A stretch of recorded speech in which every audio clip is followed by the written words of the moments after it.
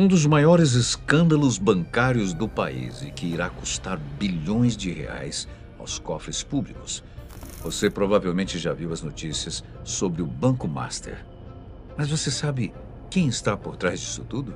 Nesse vídeo você irá conhecer o empresário com várias conexões políticas e amizades poderosas, mas que nem mesmo assim conseguiu enganar a Polícia Federal, sendo preso no aeroporto quando estava a minutos de deixar o país. Para entender todo esse escândalo por trás do Banco Master, vamos precisar abordar alguns conceitos do mundo bancário, mas antes disso, vamos conhecer o homem por trás de tudo. Daniel Vorcaro. Nascido numa família de empresários bem estruturados, os Vorcaros sempre tiveram um bom relacionamento com o pastor Valadão, da Igreja Batista da Lagoinha, em Belo Horizonte. A relação entre as famílias era tão boa que, quando a igreja comprou uma emissora de TV, a Rede Super, Daniel Vorcaro chegou a apresentar um programa musical gospel chamado de Supersônica. Mas não demorou muito para que ele seguisse os negócios da família e entrasse para o ramo dos investimentos. Seu primeiro negócio veio quando tinha apenas 19 anos, quando seu pai lhe comprou uma empresa de livros didáticos chamada PQS Empreendimentos Educacionais Limitada. A ideia era de que fosse o primeiro empreendimento de Daniel Vorcaro, e aqui já começam as histórias com duas versões na vida dele. O próprio Daniel disse que o negócio foi um grande sucesso, pois enquanto todos duvidavam dele, ele foi lá e reestruturou toda a empresa para depois vendê-la. No entanto, há uma outra versão sobre essa história. Essa versão paralela, contada por ex-funcionários do PQS, dizem que a administração de Daniel era confusa e amadora, que ele não sabia como operar a empresa e, por isso, ela afundou. Independente de quem estiver certo nessa história, o fato é que Daniel seguiu em frente e, em 2014, ano de Copa do Mundo, ele tinha outra grande ideia em mente. A Prefeitura de Belo Horizonte estava dando incentivos a empreendedores para construírem hotéis na cidade, justamente para aproveitarem o ano da Copa do Mundo. Unindo-se aos irmãos Vicente Conte Neto e Antônio Augusto Conte, herdeiros de uma administradora de cemitérios, eles resolveram embarcar no incentivo de empreendimentos e construíram o Hotel Golden Tulip. O projeto era ousado. Uma torre de 37 andares com restaurantes, spa e até mesmo um heliponto. A ideia é que a construção ficasse pronta até 30 de março de 2014, quando os turistas começariam a chegar na cidade. Foi um investimento de mais de 200 milhões de reais, com o apoio da Prefeitura de Belo Horizonte, e que acabou paralisado, pois o dinheiro não foi suficiente. Mesmo após esse fracasso milionário, cerca de 2 anos depois, Daniel Vorcaro chamou de volta seus antigos sócios, pois agora sim, ele tinha um grande plano. Iria se tornar banqueiro. Seguindo-se aos eventos de 2016, quando o Banco Máxima foi inabilitado pelo Banco Central por rombo de caixa e gestão fraudulenta, Daniel Vorcaro viu a oportunidade perfeita. Tudo o que ele precisava era de caixa suficiente para adquirir o banco arruinado e depois regularizá-lo diante do Banco Central. O pedido de regularização foi feito em 2017, mas a autorização saiu mesmo em 2019 e apenas em 2021 o nome foi trocado para Banco Master. Na época, Daniel Vorcaro chegou a dar entrevista dizendo que teve que trabalhar muito com o Banco Central, apresentar projeto, equipe e passar por um período de quase 2 anos, indo umas 3 vezes por semana a Brasília para conversar com o pessoal do banco. A proposta não era só capitalizar o banco, era criar uma instituição em outros moldes. No final, ele conseguiu realizar aquilo pelo qual batalhou. O Banco Master estava criado e devidamente regularizado perante o Banco Central.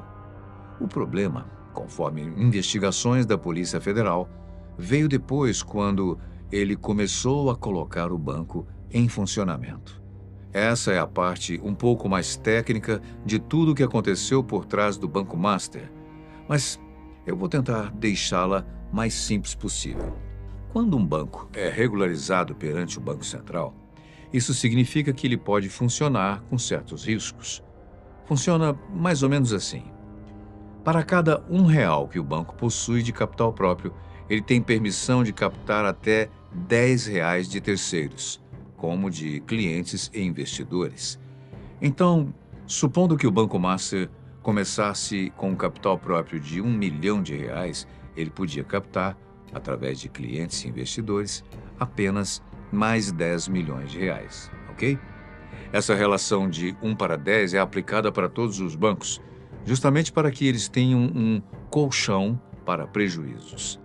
É quase como se o Banco Central virasse para os bancos e falasse: você precisa primeiro colocar dinheiro seu na mesa e só pode pegar até 10 vezes mais do que colocou.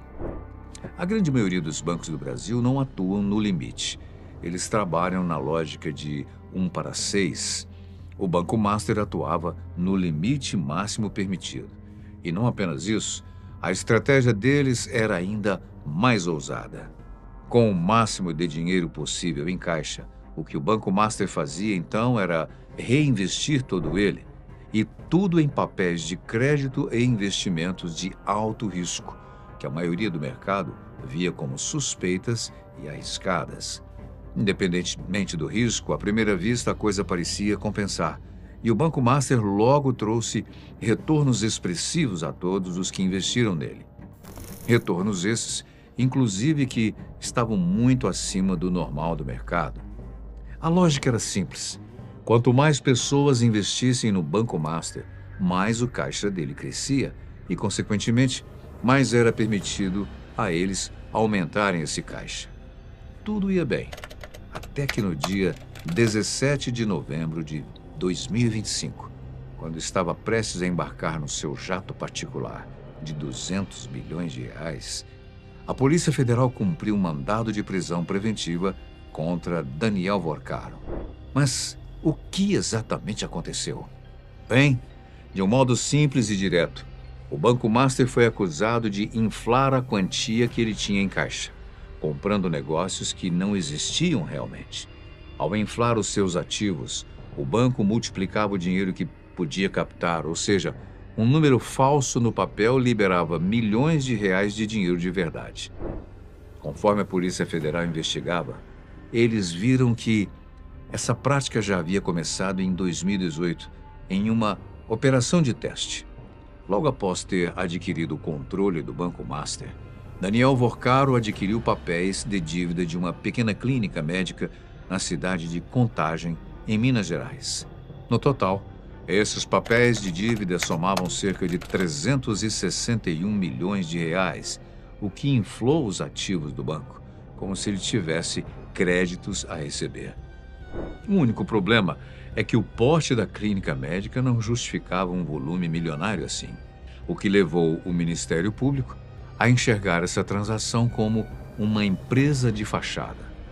O Banco Master comprava promessas de pagamento feitas por empresas pequenas, na maioria das vezes de fachada, usando dinheiro de um fundo que ele mesmo controlava. No papel, isso virava centenas de milhões a receber. Na prática, isso significa que o banco prometia pagar a si mesmo, com isso inflando de maneira fraudulenta a quantia que ele realmente possuía. De 2019 a 2024, o patrimônio líquido do banco pulou de 200 milhões para 4,7 bilhões, enquanto a sua carteira de crédito pulou de 1,4 para 40 bilhões. A situação ficou ainda mais complexa quando percebemos que, ao que tudo indica, o Banco Master não estava sozinho nessa. Ele recebia ajuda do BRB, Banco de Brasília.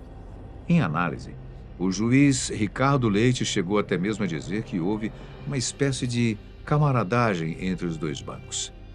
Eu acabei de citar que o Banco Master comprava carteiras de crédito bem duvidosas, né?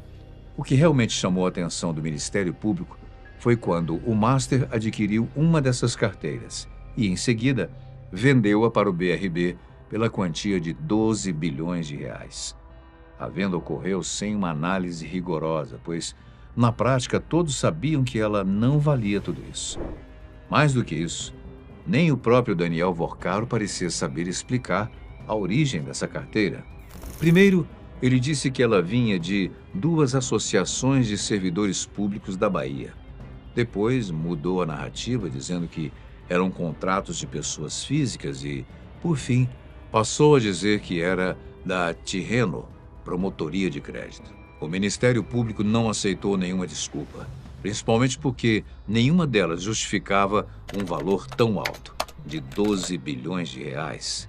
O que leva à pergunta: por que o Banco de Brasília pagaria um valor tão alto assim? O que acontece é que existem limites muito restritivos para que um banco possa emprestar dinheiro diretamente a outro, de uma forma oficial, mas meio às escondidas na camaradagem, como foi dito pelo juiz, que um banco pode ajudar outro e comprando carteiras de crédito.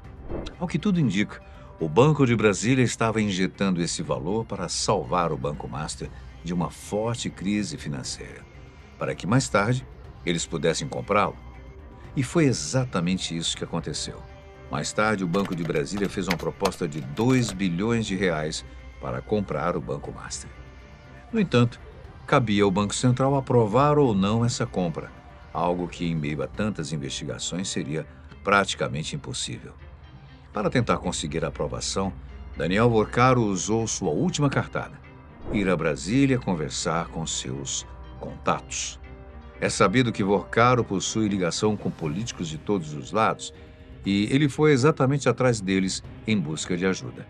Porém, nem mesmo eles puderam ajudá-lo dessa vez. O Banco Central barrou a venda do Master. O grande problema do Banco Master sempre foi os enormes lucros acima da média que ele prometia, atraindo cada vez mais clientes e se transformando numa bola de neve. O que Daniel Vorcaro fez foi criar algo que se aproxima bastante de uma pirâmide de Ponzi, uma espécie de esquema de pirâmide do mundo financeiro. O banco usava dinheiro em caixa para pagar os clientes mais antigos, alegando lucros altíssimos, mas quanto mais pessoas juntava, mais a situação apertava. Até que, num determinado momento, não havia dinheiro para pagar mais ninguém. Quando foi preso no aeroporto, Daniel Vorcaro disse que não estava fugindo, que na verdade estava indo a Dubai se encontrar com um grupo de investidores interessados em comprar o Banco Master. Para a Polícia Federal, a desculpa não colou. E atualmente ele segue com uma tornozeleira eletrônica para ter os seus movimentos mapeados. E quanto ao Banco Master e as pessoas que perderam com ele? O Fundo Garantidor de Créditos, também conhecido como FGC, é uma proteção para o seu dinheiro num banco. E sua ideia é que, caso algo errado ocorra, você ainda possa resgatar a quantia que perdeu naquele banco. No entanto, há um limite máximo de indenização, que é de até R$ 250 mil. Ou seja, para pessoas que investiram e perderam até isso com o Banco Master, eles poderão ter o seu dinheiro de volta. Já para os grandes investidores que investiram acima desse valor, infelizmente não há muito que possa ser feito. E aqui não estamos falando apenas de pessoas físicas, pois o Rio Previdência, por exemplo, aplicou 970 milhões de reais no Banco Master. Foram dezenas de alertas do FGC sobre ele, sobre o banco, já desconfiado de que algo de suspeito estava acontecendo. Agora, o estimado é que cerca de 41 bilhões de reais sejam retirados do fundo para indenizar os prejudicados. Dinheiro esse que vem do próprio sistema bancário, mas que indiretamente afeta toda a economia. Daniel Vorcaro sempre gostou de ver a si mesmo como um outsider, alguém que não era um bancário, mas que, ainda assim, desafiou o sistema e se deu bem. No entanto, ele nunca foi bem visto, nem mesmo entre os próprios banqueiros, que já sabiam de antemão que tinha algo de errado com ele. Em entrevista à Veja, um gestor chegou a dar uma declaração sobre Daniel Vorcaro, dizendo que ele nunca foi respeitado no ramo. Gente séria não fazia negócios com Vorcaro. No final, tanto ele quanto o Banco Master entraram para a história como o maior rombo já feito ao FGC. E você? Tinha negócios com o banco? Muito obrigado pela sua companhia. Espero que a gente se veja num próximo vídeo.